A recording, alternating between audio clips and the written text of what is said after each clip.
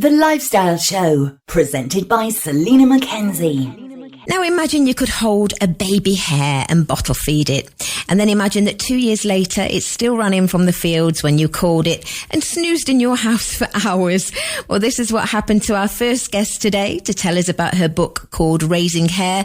Welcome to the show, Chloe Dalton. Hi, Selina. Thank you for having me on. I wish this had happened to me. It sounds gorgeous. Well, this is the thing, is it could have happened to you. You know, I'm a sort of city woman. I spent my whole life and career in London. I don't have pets in my life because my job involves traveling. I'm not a scientist or a vet.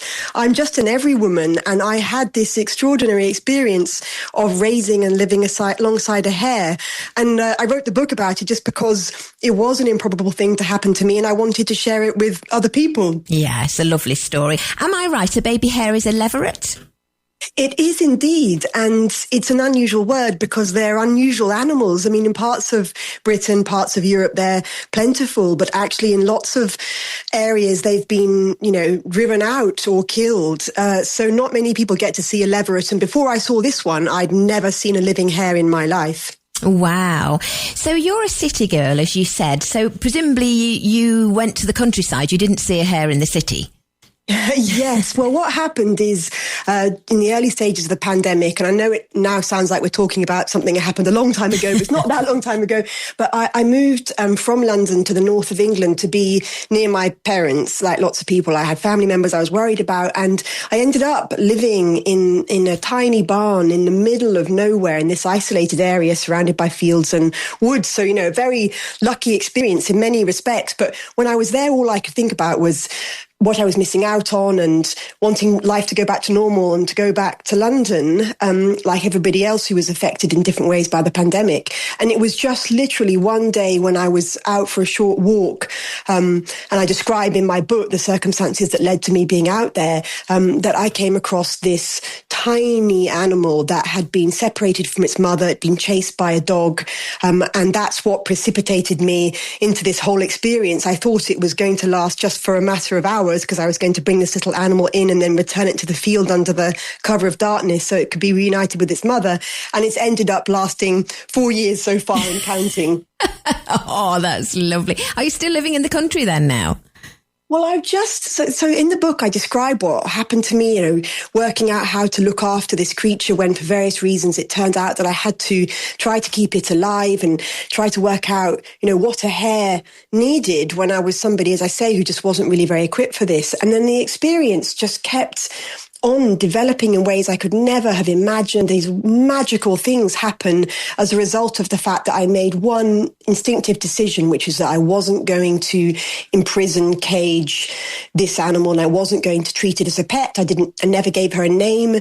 And somehow there's this magical moment in the story where she leaves, and I think she's gone forever. She leaps the wall to the garden, but instead she chooses to return. And this is the sort of unique pivot in the story. I know lots of people have rescued animals before, but it's just the idea of a relationship with a wild animal that comes and goes, that explores the fields at night and rests in my house during the daytime. And because it's been such a magical experience, to answer your question, and so joyful, I find it very, very hard to tear myself away. And my life has undergone some really profound transformations, including spending a lot more time in the countryside watching the hares.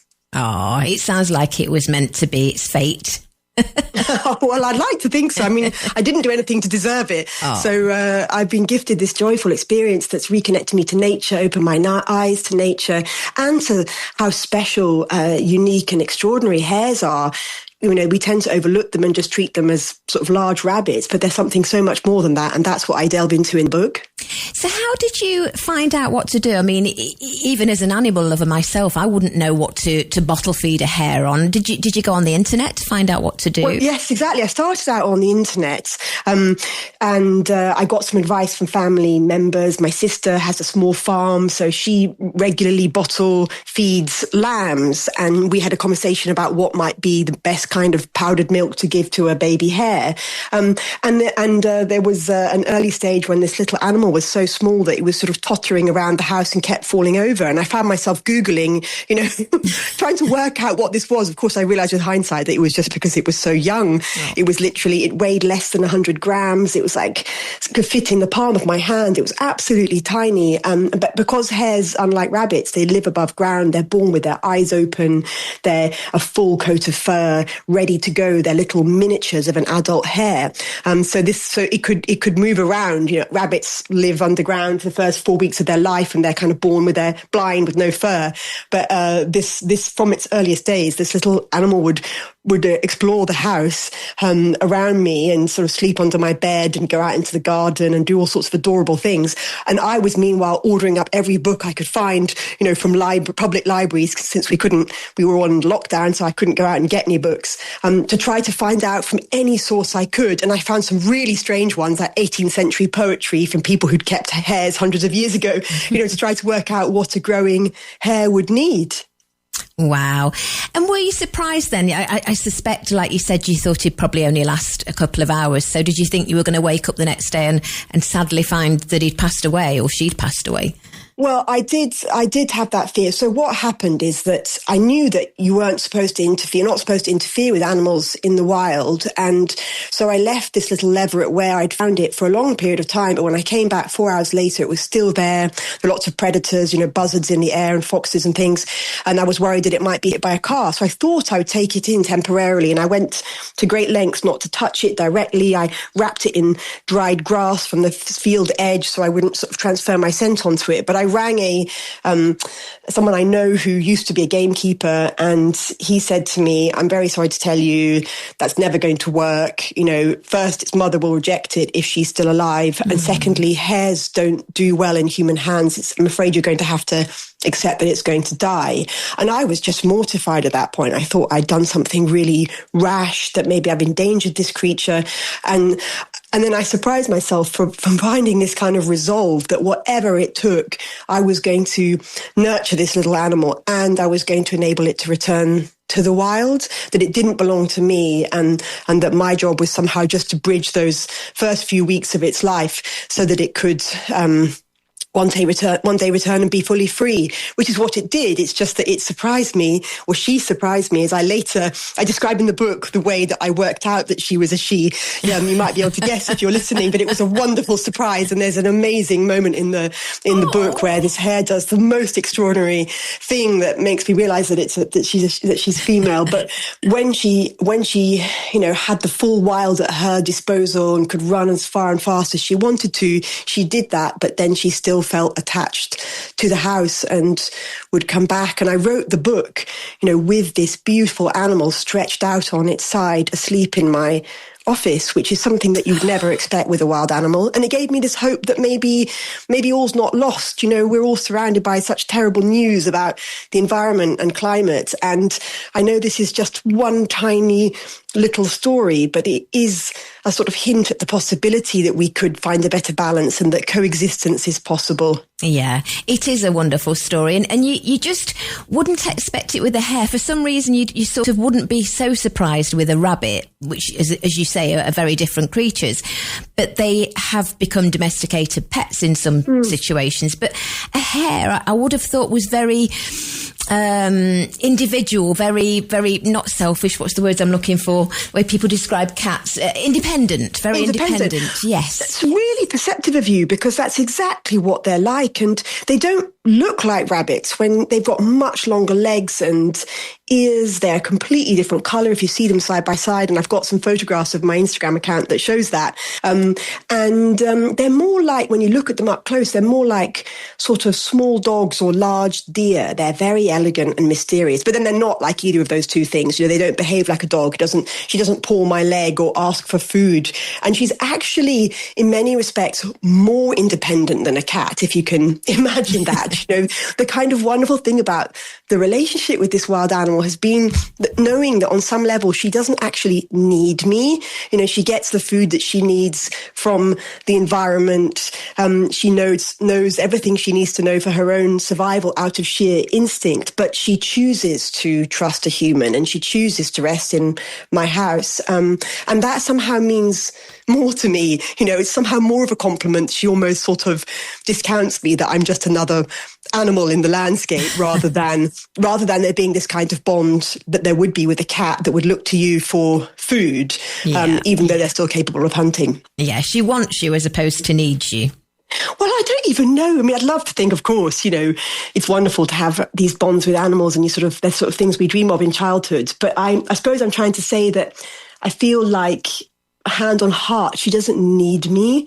It's just that she sort of coexists. And in the book, I describe the things that happen that mean that I end up living surrounded by a sort of hare family and, you know, both in the house and in the garden, and seeing these very, very wild, secretive animals that, as you say, have never been domesticated, having a chance to see how they behave when they're totally relaxed, you know, yawning and sunbathing. They're so sort of endearing and they have this amazing curiosity, like other young animals, but it's very nice to sort of see it in a creature that is often described really unfairly as sort of cowardly and timid or crazy. You know, harebrained is an insult. Yes, so slightly old-fashioned. We don't go around saying it much in our day-to-day life, but we know the expression when you hear it. And I've actually come to think it's the opposite. You know, hares are amazing survivors. They're this sort of emblem of resilience and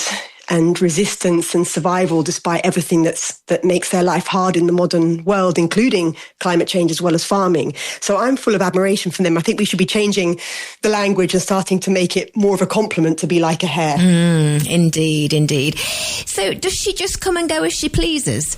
Yes, well, I describe in the book, sort of laughing at myself, the lengths that I've gone to accommodate the hare, because it was really important to me that she's never felt trapped. So I began, you know, because we were all working from home, it was easy to do this, but I began by always just keeping doors open.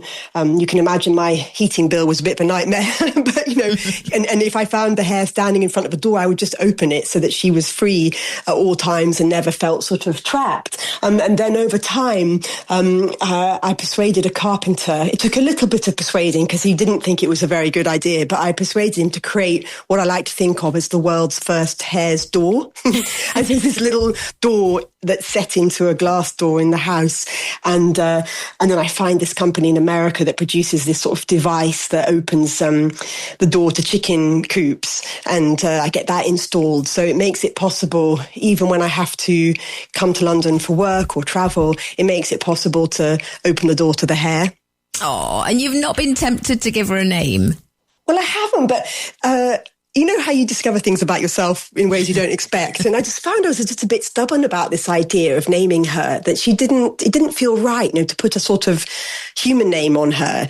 It's totally normal with pets, but somehow she's not a pet. And, you know, if I knew what hare language was, then that would be totally different. But sort of, there were some funny moments, like my friends and family all kind of competed to sort of suggest names, you know, like Everett the Leveret and things like that. But I wasn't tempted.